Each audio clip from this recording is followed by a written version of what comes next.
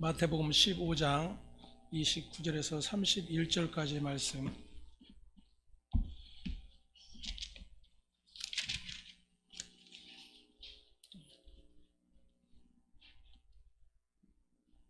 함께 봉독하겠습니다. 예수께서 거기서 떠나사 갈릴리 호숫가에 이르러 산에 올라 거기 앉으시니 큰 무리가 다리 저는 사람과 장애인과 맹인과 말 못하는 사람과 기타 여럿을 데리고 와서 예수의 발 앞에 앉힘에 고쳐주시니 말 못하는 사람이 말하고 장애인이 온전하게 되고 다리 저는 사람이 걸으며 맹인이 보는 것을 무리가 보고 놀랍게 여겨 이스라엘 하나님께 영광을 돌리니라. 아멘. 하나님께 영광이라고 하는 제목으로 함께 말씀을 상고해 보겠습니다. 계속해서 우리가 마태복음을 통해서 이 땅에 오신 예수 그리스도, 그분이 오신 목적과 무엇을 이루셨는지에 대해서 계속해서 살펴보고 있는 중입니다. 마태는 마태복음 1장에서 탄생할 예수의 이름을 가리켜 그가 자기 백성을 그들의 죄에서 구원할 자라고 이야기를 해 줍니다. 마태는 유대인들에게 보낸 편지이죠. 유대인들을 대상으로, 그러니까 하나님의 백성이라고 일컫는 이스라엘을 대상으로 보낸 예수의 모든 오심과 목적과 이루심에 대한 일들을 기록을 하고 있습니다. 때문에 그러한 관점으로, 그러한 목적을 가지고 함께 마태복음을 들여다보지 않으면 우리는 언제나 내 목적과 내 추구로 말씀을 끌어당기는 일들을 계속해서 하게 되는 것입니다. 오늘 본문은 예수님이 갈릴리 호숫가에 이르러 산에 올라 앉으셨다라고 기록을 하고 있고, 그때 큰 무리들이 많은 장애인들을 데려와서 예수님 앞에 앉혔다 그랬습니다. 그리고 예수님은 그들을 고치시고, 그 고치시는 장면을 보고 무리가 놀랍게 여겨서 고백하기를 이스라엘의 하나님께 영광을 돌렸다라고 하는 그런 내용입니다. 이 내용은 마태복음에 등장하는 예수님이 병자와 장애인들을 고쳐주신 수많은 일 중에 하나이기 때문에 예수님이 행하신 기적의 사건 중에 하나로 여기고 그냥 지나갈 수도 있을 것입니다. 하지만 본문이 위치한 성경의 구조를 살펴본다면 본문은 단순히 병자나 장애인을 고쳐주신 예수님의 이적 중에 한 내용으로만 보고 지나칠 수 있는 그러한 내용이 아닌 것입니다. 만일 그렇게 된다면 우리가 찬송도 그렇게 불렀고, 오늘 본문의 말씀을 통해서도 우리의 연약함과 우리의 질병을 예수님께 가져오면 우리를 치료하시고 고치시는 예수님으로만 보게 되는 것이죠. 사실 이러한 목적의 예수님 앞에 나아가는 일들은 신자들에게 있어서 흔한 일 중에 하나이죠. 아니, 대부분 그렇게 우리의 어떤 문제와 어려움을 가지고 주님 앞에 엎드려 기도하는 일들이 있게 됩니다. 왜냐하면 성경을 보면 예수님께서 그러한 일들을 행하셨기 때문이죠. 그리고 예수님은 그들의 질병을 고쳐주시는 그러한 장면들이 기록이 되어 있기 때문입니다. 이미 마태복음을 공부하면서 우리가 살펴보았지만 예수님이 그렇게 모든 질병을 고쳐주시는 일은 그 질병을 치료하시기 위한 것이 목적이 아니었어요. 다시 말하면 예수가 누구신지를 드러내시기 위한 일들이었습니다. 하나님의 약속된 자 메시아라고 하는 사실을 하나님의 백성된 자들에게 가르쳐 주기를 원하셨던 것이죠. 그런데 그들은 그 하나님의 언약, 하나님의 약속에 대한 관심이나 이해가 없었기 때문에 오로지 자신들의 문제 해결에 모든 초점을 두게 되는 것입니다. 이 같은 일들은 우리에게도 얼마든지 일어날 수 있는 일이죠. 하나님이 이루신 그 언약, 하나님의 구원의 모든 것을 초점 맞추지 않으면 우리의 삶에 영향을 주실 하나님과 예수에 대해서 언제나 믿음을 우리가 고백하고 하나님 앞에 엎드리는 그러한 일들을 하게 되는 것입니다. 예를 들어서 지금 이제 마태복음이나 다른 복음서에도 보면 많은 이제 병자들을 치료하신 예수님의 치유 사건들이 기록이 되어 있습니다. 치유뿐만이 아니고 죽은 자도 살려내는 그러한 일까지도 하셨죠. 만일 그것이 목적이라면 예수님은 이 땅에 그렇게 병들고 가난한 자, 죽어가는 자들을 예수님이 찾아다니면서 다 치료하시고 고쳐주셔야 돼요. 믿음으로 고백하는 이들마다 예수님은 그 같은 일들을 행해 주셔야 됩니다. 오늘날에도 그러한 목적을 가지고 예수님의 능력을 부어달라고 외치는 그러한 종들도 있고, 또 그러한 말씀을 전하는 자들 앞에 머리를 조아리며 동일하게 병낫기와 문제 해결되기를 위해서 기도하는 그러한 일들을 하게 되죠. 제가 지난주에 일이 있어서 포천에 가게 됐는데, 그 도로명에 할렐루야 기도원 입구 이렇게 되어 있더라고요. 아직도 그 기도원이 운영이 되고 있는 것 같습니다. 7, 80년대 참 한국 교계를 떠들썩하게 했던 그러한 기도원 중에 하나이죠. 수많은 사람들이 불치병에 걸린, 그 당시는 오늘날처럼 약으로 이렇게 암을 다스리기 힘든 그러한 시대였죠. 그래서 암이 걸리면 그냥 사형 선고를 받은 거나 마찬가지였습니다. 그래서 이제 예수를 믿는 사람들은 물론이거니와 예수를 믿지 않는 사람들도 소문을 듣고 그곳에 가면 암이 치료된다더라, 하나님의 능력이 나타난다더라 라는 이야기를 듣고 수많은 사람들이 전국 각지에서 모여들었습니다. 저 역시도 제 아우의 문제 때문에 그곳에 한 일주일 정도 지냈던 그런 기억이 있습니다. 정말 간절하죠. 왜냐하면 죽음을 목전에 두고 있기 때문에, 내 가족, 내 형제, 내 자녀의 죽음이 지금 눈앞에 이르렀기 때문에 오직 간절함 하나밖에 없는 것입니다. 근데 나중에 방송이 되었지만 거짓 그러한 능력들로 드러나게 되었죠. 그에게서 능력이 나타나는 것이 아니라 또 예수님은 그렇게 간절한 믿음을 가지고 있는 자들을 치료해 주시는 것이 아니었다라는 거예요. 만일 그렇다면 그곳에 모인 사람들이 과연 믿음이 없었을까요? 죽음 앞에 이른 이들이 오직 한 줄기 그 생명줄을 붙들고 그것을 치료해 주실 거라고 여겨지는 예수님께 금식하면서 매달리고 기도하지 않았습니까? 그러한 믿음을 헛된 믿음이라고 이야기할 수 있을까요? 아니요. 간절한 믿음이죠. 근데 문제는 성경이 말하는 믿음과 상관없는 믿음이었다라는 겁니다. 마태는 계속해서 예수님이 이 땅에 오신 목적은 하나님이 택한 자기 백성을 죄로부터 구원하시기 위함이라고 말씀을 하고 있어요. 모든 질병과 죽음의 사건은 죄의 값입니다. 죄로 인한 결과요. 내가 병들지 않았다고, 내가 아프지 않았다고 나는 죄가 없다라고 여길 수 없습니다.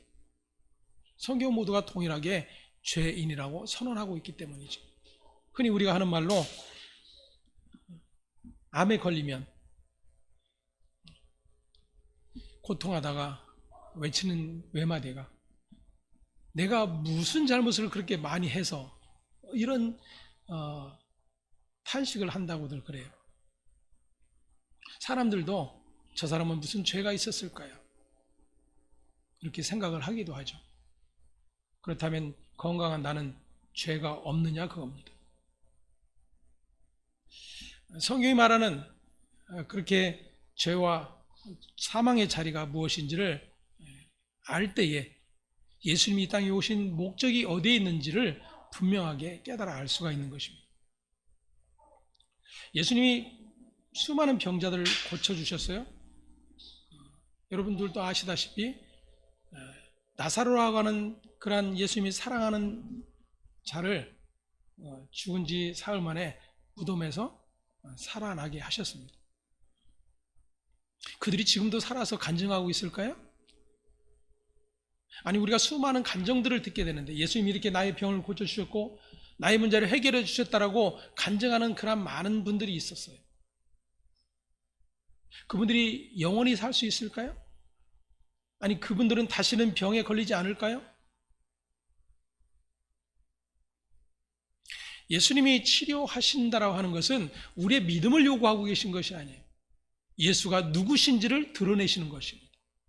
다시 말하면 죄의 삭스로, 죄의 값으로 주어지게 된 그 질병의 모든 고통과 사망의 자리로부터 우리를 건져 구원해 내시겠다라고 하는 약속을 이루시기 위해서 오신 분이에요. 그렇다면 우리가 그 예수를 바라볼 때에 무엇을 바라봐야 하는가 하는 것입니다. 단지 내 질병과 내 문제의 해결을 도와주시는 그러한 예수로 보게 된다면 우리는 영생과 하나님의 구원과 하나님의 아들을 보내신 이유와 목적에 대해서 전혀 관심 없는 그러한 자로 설 수 있기 때문인 것입니다.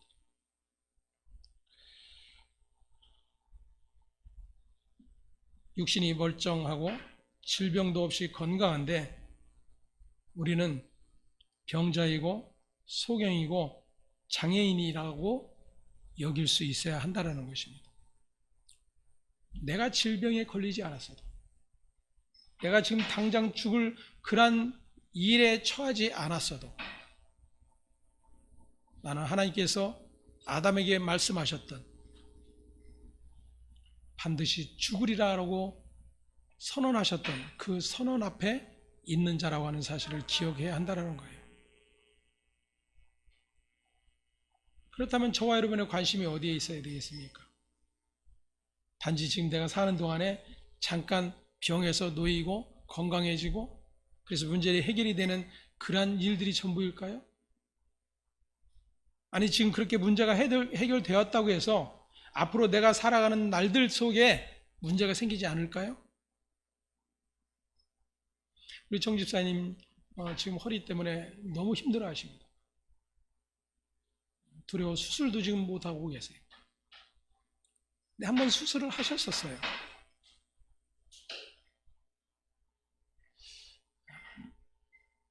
물론 함께 우리가 기도하고 집사님도 간절하게 하나님이 능력이 계시니까 하나님 치료해달라고 새벽마다 기도하셨어요. 그럼 하나님은 왜 고쳐주시지 않으셨을까요? 믿음이 없어서일까요? 아니에요. 우리는 그러한 것을 믿음과 결부시켜서는 안 돼요. 왜냐하면 우리의 모든 삶이 하나님의 주권과 그분의 일하심 안에 있기 때문입니다. 우리 전사님 그렇게 기도하셨죠. 우리는 비록 힘들고 어려운 가운데, 지금 고통 가운데, 질병 가운데 놓여 있지만 이 모든 일들이 하나님의 주권 아래에 있음을 믿습니다. 이것이 우리의 믿음의 자리예요. 이것이 저와 여러분의 믿음의 자리여야 한다, 그겁니다. 다른 사람들이 하지 못하는 어떤 일들이 나에게 일어나서 그것을 자랑 삼아 간증하는 일들이 나의 믿음의 자리가 아니다라는 것입니다. 예수님께서 지금 산에 올라 앉으셨다 그랬어요. 마태복음 5장에서도 예수님은 산상수훈을 통해서 예수께서 산에 올라 앉아 가르치셨다라고 말씀하셨어요. 이 같은 일의 배경은 이스라엘 백성을 하나님께서 애굽에서 구원하 이끌어내어 광야 가운데 지나게 하시죠. 그리고 하나님은 그 광야에서 이스라엘과 언약을 맺으십니다. 모세를 산으로 불러 올리시죠. 하나님께서 하나님과 이스라엘 백성의 관계를 정리를 해주세요. 그리고 모세에게 율법을 주십니다. 이스라엘 백성들에게 선포하라라고 말씀하시죠.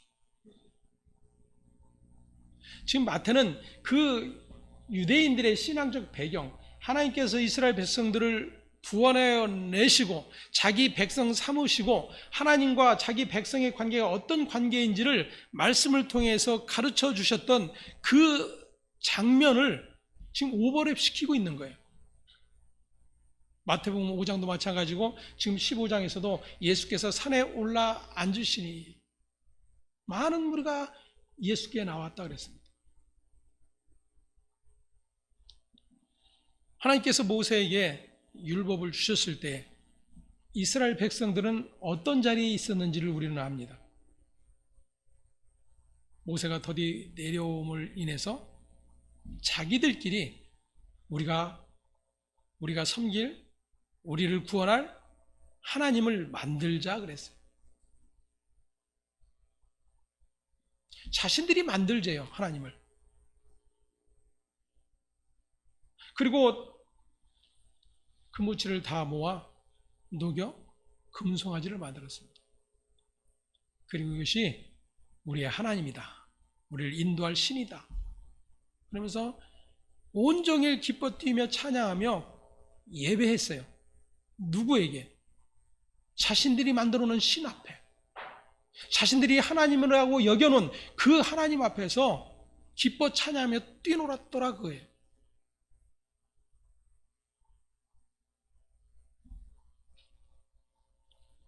그 자리에 하나님의 계명이 떨어지게 되죠.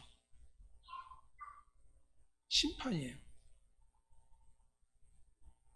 그래서 모세가 두 돌판을 들고 내려오다가 깨트려 버리는 겁니다.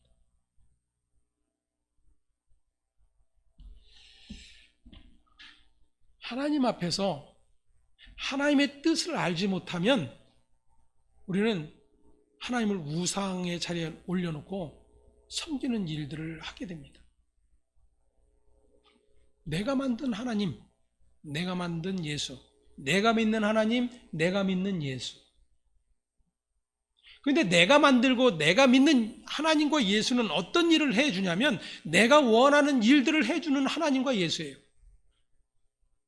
나의 문제와 나의 질병들을 고쳐주고 나를 영원한 천국으로 데려갈 하나님과 예수로 믿는 겁니다.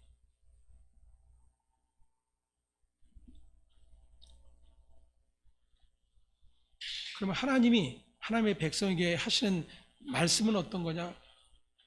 라는 것을 살펴볼 때 하나님의 말씀 앞에 너희는 모두 불순종으로 죽을 자들이라고 하는 것을 말씀을 통해서 드러내주고 계시는 거예요. 오늘 본문으로 연결시켜보면 지금 각종 질병 걸린 자들, 병든 자들, 눈먼 자, 저는 자들을 데리고 왔어요.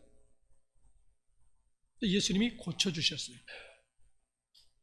예수님이 고쳐주셨다는 것은 말씀드렸던 것처럼 예수님이 단지 그 질병의 문제를 해결해 주신 것이 아니에요.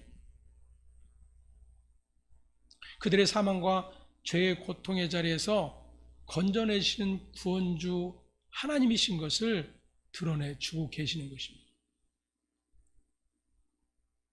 만약에 그렇다면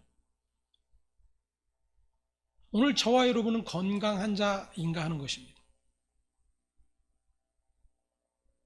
집사님처럼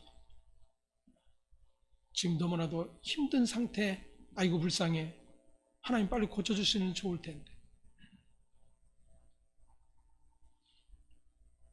스스로 숨도 제대로 쉴 수 없는 그러한 상황을 보면서 왜 주님은 그냥 놔두고 계실까? 단지 그러한 증상에 우리의 초점이 주어진다면 여전히 내가 만들어 온 하나님, 내가 만들어 온 예수를 따라가는 일에 불과하다 그 이야기. 예수님이 지금 병자들을 고쳐주시는 사건은 그렇게 말씀이 선포되어지고 그 말씀 앞에서 모두가 죽을 자로 드러나게 된 그러한 자들을 당신의 백성으로 택하여 구원해 내시는 하나님의 구원을 설명해 주고 있는 것이죠. 그렇다면 그 하나님의 구원하심 앞에 오늘 저와 여러분은 어떤 자인가 하는 거예요. 나는 병이 걸리지 않고 문제가 없기 때문에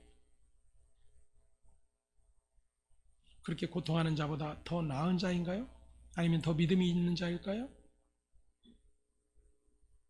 오늘 우리가 하나님의 말씀 앞에서 이스라엘이 그 하나님의 율법이 주어졌을 때 자신들이 죽은 자인 것, 여전히 하나님을 반역하는 자인 것이 드러났던 것처럼 오늘 우리가 하나님에 대해서 눈먼 자요, 귀머거리요, 안전뱅이라고 하는 사실을 깨달을 수 있어야 한다 그거예요. 지금 단지 어떤 병자들의 국한된 문제로 보게 되면 그 문제가 있으면 하나님께 나아가야 되는 것으로 그것이 믿음으로 결부시켜야 돼요.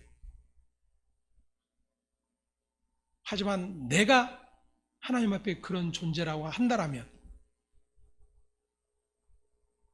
나를 그 영원한 사망의 자리에서 건져내실 주님 앞에 나아가 엎드리는 일들을 해야 한다라는 것입니다. 그것이 지금 하나님께 영광을 돌린 사건이에요. 단지 이렇게 고쳐주셨으니까 하나님 감사합니다. 영광 받으십시오. 하나님 이렇게 나를 성공해 주셨으니까 감사합니다. 찬양 받으십시오.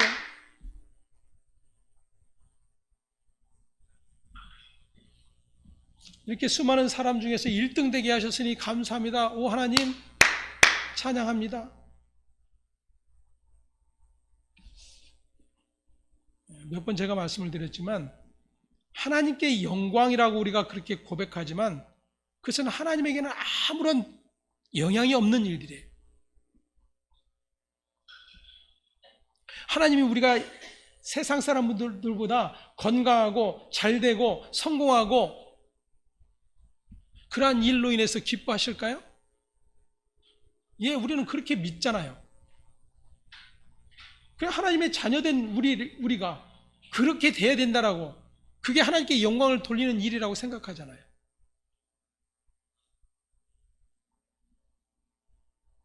그래서 그 영광을 안겨달라고 계속해서 구하는 거 아닙니까?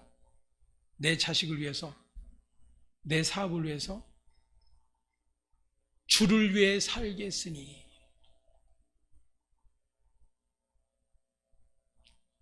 우리가 주를 위해 살 수 있는 자입니까? 너무나도 어불성설이에요. 그 지금 발상 자체가 얼마나 성경으로부터 멀어져 있는지조차 우리는 알지 못해요. 우리가 주를 위해 살 수 있는 자가 아니라 주가 우리를 위해서 살아내시기 위해서 오신 분이에요. 그분이 내 안에 들어오셔서 하나님의 뜻을 위해서 살고 계심으로 내가 영생을 누리게 된 것입니다. 우리 무엇을 가지고 하나님께 영광이에요? 천만에요. 다 자기 영광이죠. 누차 말씀드렸던 것처럼 하나님 망하게 해주시니 감사합니다. 오 하나님 찬양합니다. 영광 받아 주시옵소서. 감사 헌금 드리는 분 한 분도 저는 여지껏 신앙생활하면서 본 적이 없어요. 이번에 우리 딸 서울의 유명한 대학 합격하게 해주셔서 감사합니다. 예물 드리고, 사업 잘 되게 해주셔서 하나님 감사합니다. 예물 드리고, 병을 고쳐주셔서 감사합니다. 감사 예물 드리고. 그러면요, 그렇지 않았을 때는 뭐 했어요? 우리는 뭐 했느냐 그거예요. 병이 들기 전에 건강했을 때 하나님 나를 건강해 주셔서 감사합니다.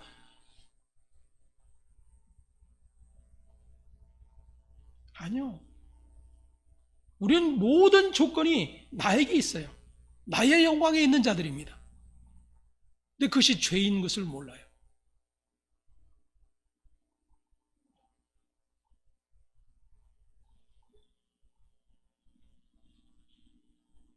과연 무엇이 하나님께 영광을 돌리는 것인가? 지금 예수님이 행하시는 그 일들을 보면서 이스라엘의 하나님께 영광을 돌렸다 그래요. 그러면 그 영광을 돌린 이들이 한 일이 있을까요?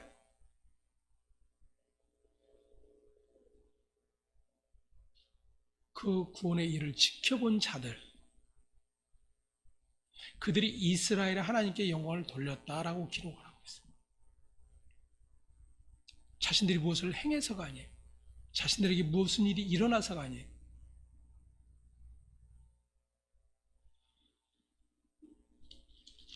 우리는 자꾸만 우리에게 일어나는 어떤 일들, 행위들에 초점을 맞추게 되고 그것이 나에게 자랑이고 영광이 되어질 때에 나의 영광을 하나님께 돌려드립니다. 이러한 일들을 하는 거예요. 근데 문제는 하나님이 그것을 하나님의 영광으로 취하고 계시는가 하는 거예요.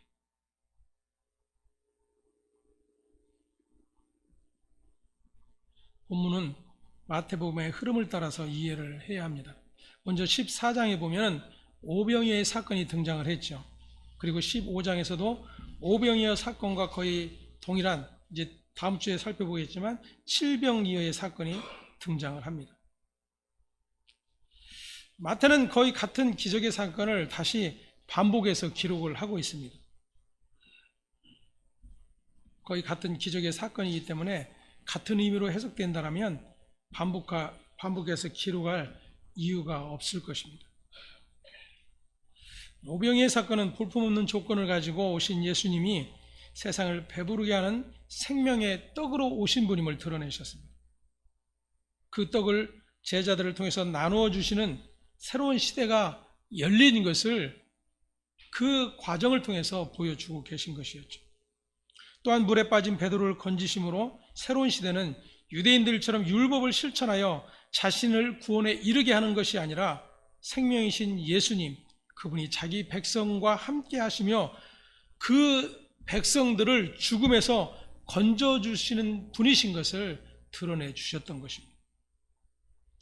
또한 15장에서 장로들의 전통을 중시하는 서기관과 바리새인들을 통해서 인간이 붙들고 있는 잘못된 신앙은 자신의 더러움을 알지 못함이고 어떤 특정한 행동으로 깨끗해질 수 있다라고 여기는 그러한 생각이 하나님과 상관없는 것임을 드러내셨습니다.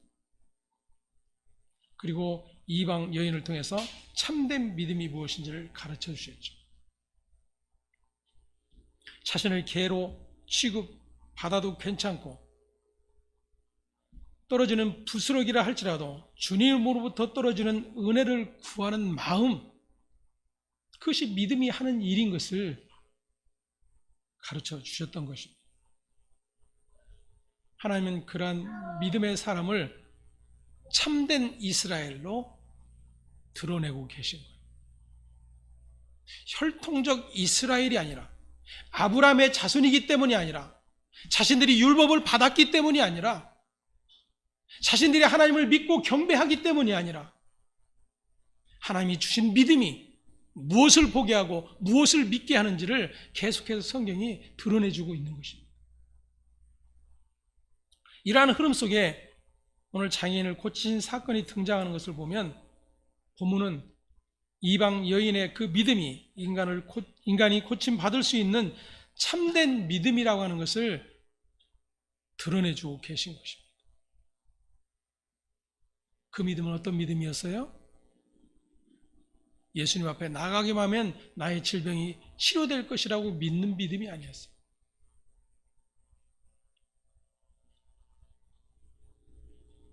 다윗의 자손 예수여, 하나님의 약속된 메시아인 것을 알게 된 믿음의 고백, 그 고백이 참된 믿음의 고백이며 하나님으로부터 주어진 믿음이라고 하는 사실을 마태는 드러내주고 있는 거예요. 누구에게? 유대인들에게. 그렇다면 이 같은 하나님의 말씀 안에서 오늘 유대인된 저와 여러분 어떤 반응을 하느냐? 이방 여인처럼 나는 개 맞습니다. 주인의 상에서 떨어지는 부스럭이라도 먹음이 감사한 존재일 뿐입니다. 그러한 나의 존재됨과 나의 죄됨의 자리를 아는 자,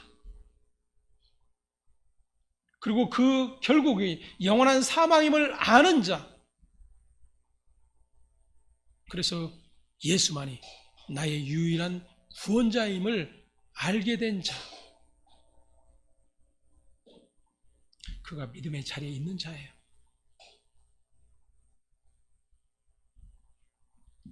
언젠가 한국교회는 헛된 믿음과 헛된 성령의 일로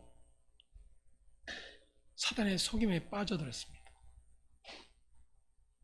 갈 수 있다 하시니는 나의 능력 주 하나님, 의심 말라 하시고 물결 위를 걸으라 하시네. 그 말씀 앞에 우리는 믿음으로 외치죠. 할 수 있다 하신 주, 할 수 있다 하신 주. 믿음만이 능력이라 하시네. 여러분, 믿음의 능력은 뭐예요? 사망의 자리로부터 건져냄을 받는 일이 믿음의 능력이에요. 나의 문제 해결이 아니라. 여러분, 질병에 걸렸던 자는 평생 건강하지 않아요. 나이 들면 또 병들고, 죽었다 살아났어도 또 나이가 들면 죽습니다. 하지만 하나님으로부터 주신 믿음이 건져 구원해낸 그 구원은 영원 불변임을 믿으시기 바랍니다. 우리가 이 하나님의 놀라운 일에 관심이 없기 때문에 내 형편, 내 주어진 일에 전부 슬퍼하며 고통하는 거예요. 그리고 내가 만들어 놓은 하나님을 향해서 하나님이 약속하셨잖아요. 왜 저 사람 기도만 들어주고 내 기도는 안 들어주세요? 내 믿음이 부족한가요? 무엇을 해야 하나요?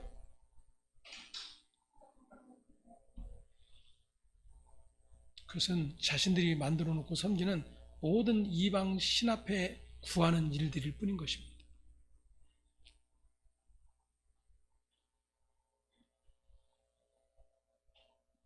예수님 앞에 나온 사람들은 모두 장애인이에요. 육신이 정상이 아닌 그러한 사람들이 예수님께 고침을 받았습니다. 그럼 저와 여러분이 그 예수님께 고침을 받는다라면 나는 어떤 상태여야 됩니까? 그들과 동일한 장애인의 모습이 있어야 되는 거예요. 예수님이 말씀하셨죠. 바리새인들 향하여 건강한 자에게는 의원이 쓸데없고 병든 자에게라야 쓸데있느니라. 이 말씀과 동일한 말씀인 거예요. 자신이 병든 자임을 아는 자, 죄 아래 속하여 죽을 수밖에 없는 자인 것을 아는 자, 그를 예수님이 고쳐주시는 겁니다.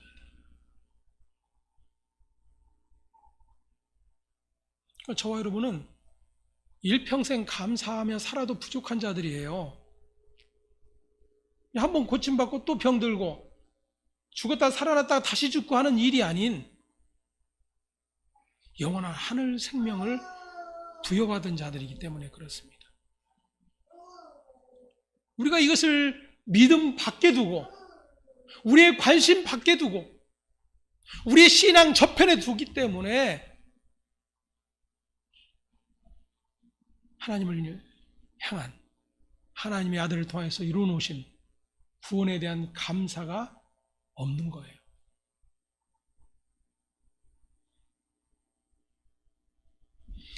여러분 매주 감사한금 하시기 바랍니다. 내 아들 합격됐다라고, 내 남편 건강하게 해주셨다라고, 내 장사 잘 되게 해주셨다라고 하나님 감사합니다라고 감사함을 드리지 말고 나를 영원한 생명의 자리로 이끌어내 주신 하나님 감사합니다. 사실 우리가 매주 우리의 표현대로라면 매주 그렇게 하나님 앞에 예물을 드려도 부족한 자들이에요. 근데 우리는 그러한 감사를 해본 적이 없어요. 왜냐하면 그것은 우리의 관심 바뀌니까.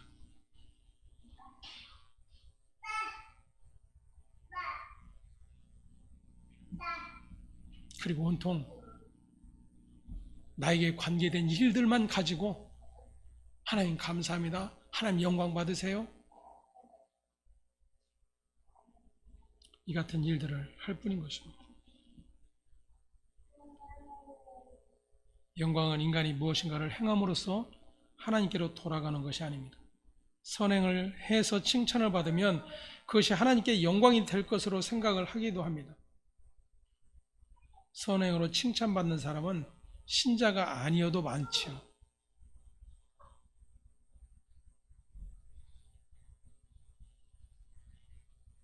교회 다니는 사람들이 선하다는 말을 듣습니까? 세상보다 못하다는 소리를 자주 듣지 않습니까? 신자의 선행이 하나님께 영광이 될까요?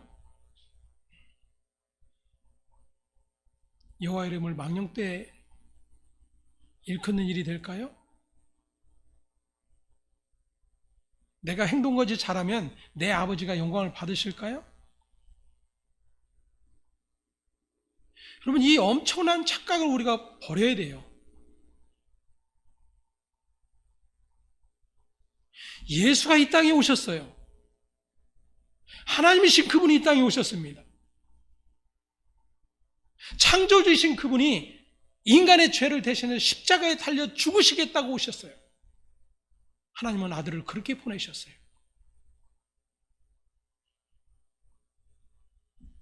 우리의 무슨 선행이 하나님께 영광이 돼요? 우리의 어떤 것들이 하나님께 영광이 되겠습니까? 그래서 하나님께 영광이 되는 일은 하나님의 모든 계명을 온전히 지켜내시고 하나님의 뜻에 온전히 순종하신 예수 그리스도의 십자가의 자리만 하나님께 영광이에요. 그럼 저와 여러분이 하나님께 영광이라고 돌릴 것은 명백하지 않습니까? 나의 죄와 사망의 자리에서 나를 건져내시고 당신의 피를 흘려 거룩하게 하신 그 하나님과 그 아들 예수의 이 일이 우리의 영광으로 고백되어진 일이 되어져야 되는 것입니다. 너무나도 당연하고 너무나도 식상한 것 같죠? 실제로 들여다보면 너무나도 당연하고 너무나도 식상한 일인데 한 번도 나는 그렇게 해본 적이 없어요.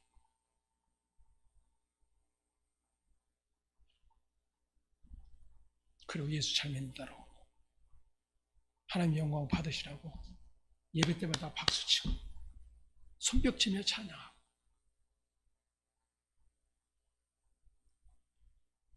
거룩한 성가대 밴드 조직하고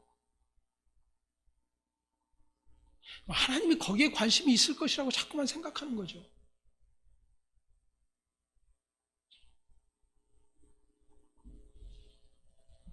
하나님이 말씀하시잖아요. 말라기에서 너희가 무수히 가져오는 번제물을 나는 싫다 그래요. 냄새 맡기도 싫다.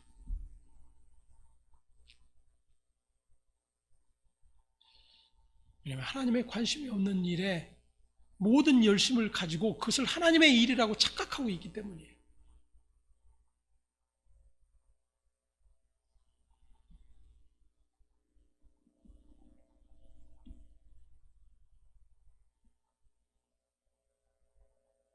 한 가지 우리가 말씀과 연결해서 살펴볼 이야기는 야곱에 대한 이야기입니다.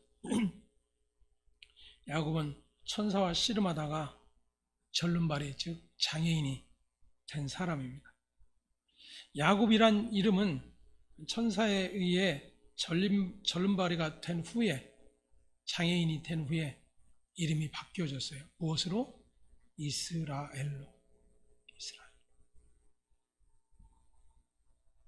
따라서 이스라엘은 절름발이의 장애인의 후손이라고 하는 뜻입니다. 야곱은 모든 축복의 근원을 땅에서 찾은 사람이었어요. 자기 노력과 자기 참깨와 자기의 애씀과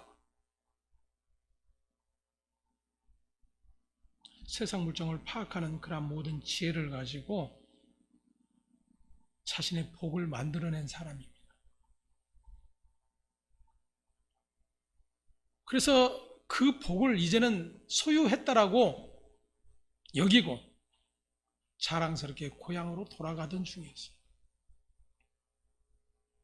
하나님이 야곱을 찾아오시죠. 자신이 그렇게 평생 고생하며 일궈오는 모든 것, 자기의 죽음의 문제 앞에 다 내어놓죠. 에서가 자기를 죽이러 온다는 이야기를 듣고 그 마음을 풀어보기 위해서 자기가 그토록 애써 만들어 이루어오는 모든 것들을 다 에서에게 예물로 보냅니다. 마지막 뭐만 남았죠? 자기 홀로 남았더라.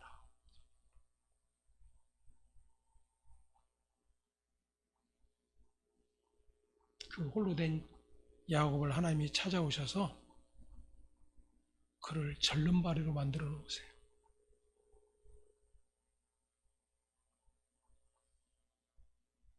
네가 추구하고 네가 만들어 놓은 모든 것, 그거 복 아니야. 너 다 잃고 너 장애를 입게 되었어도 내가 너를 복의 사람으로 바꿔놓는 것이 복이야.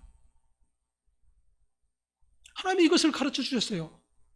그래서 야곱의 이름을 이스라엘로 바꿔놓으셨죠. 그러면 이스라엘에게 복은 뭐예요? 하나님이 복 되심을 믿는 자들이에요. 저와 여러분 이스라엘이잖아요. 하나님의 백성들이잖아요.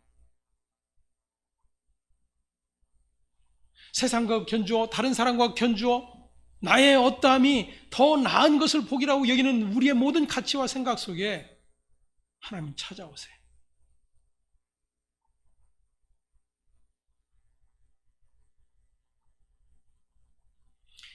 여러분, 설사 나에게서 내가 복으로 여기고 있는 것들이 아직도 나에게 남아있고 내가 붙들고 있다라고 생각해도 하나님이 너 혼자라고 여기신다라면 그것은 홀로인 것뿐이에요. 그게 우리가 보는 세상이잖아요. 세상에 아무리 많은 것 가지고 있고 그들이 자기의 명예와 권력을 자랑해도 하나님 앞에서 헛된 인생이라는 것을 우리는 고백하지 않습니까? 근데 정작 우리는 안 해요. 나는 안 해요.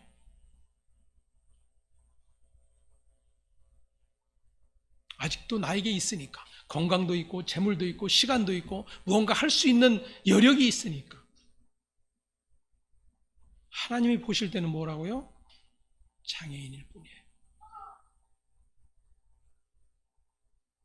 내가 하나님 앞에서 그렇게 나의 모든 것이 하나님과 원수된 자인 것을 알게 될 때에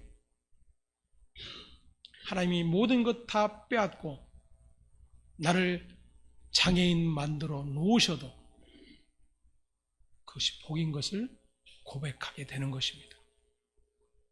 그게 믿음의 사람이에요. 그가 하나님께 영광을 돌리는 것입니다. 할렐루야. 어떤 영광? 나의 모든 것 다 빼앗고 나를 장애우 만드신 하나님 찬양합니다.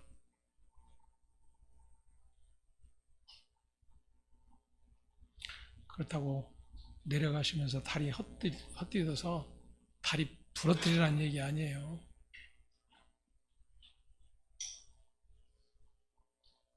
아파 누워있는 어떤 분 이야기가 아니에요. 성경은 나에 대한 이야기예요. 나에 대한 이야기. 그 하나님이 여기시는 복을 복으로 여기고 볼 수 있느냐? 그가 믿음의 사람이에요. 여전히 나를 고집하고 나의 뜻, 나의 생각, 내 가치, 내 모든 것 움켜쥐고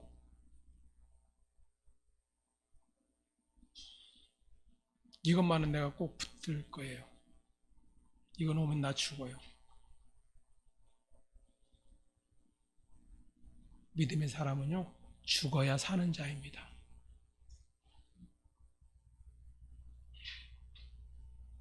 살려고 발버둥 치는 자가 아니라 죽어야 사는 자예요.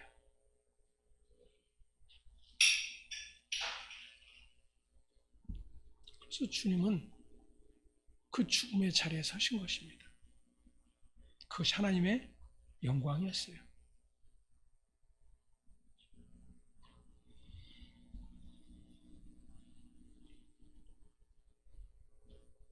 예수님께 데려온 장애인을 고쳐주신 예수님을 아십니까? 아신다면 예수님이 장애인인 저와 여러분께 주신 것이 무엇인지를 또다시 알게 될 것입니다. 주신 것을 받아 누리며 진리의 길을 가게 된 것으로 기뻐하고 감사하는 것, 그것이 바로 하나님께 영광을 돌리는 신자로 살아가는 삶인 것을 기억하시기를 바랍니다. 기도하겠습니다. 하나님 감사합니다.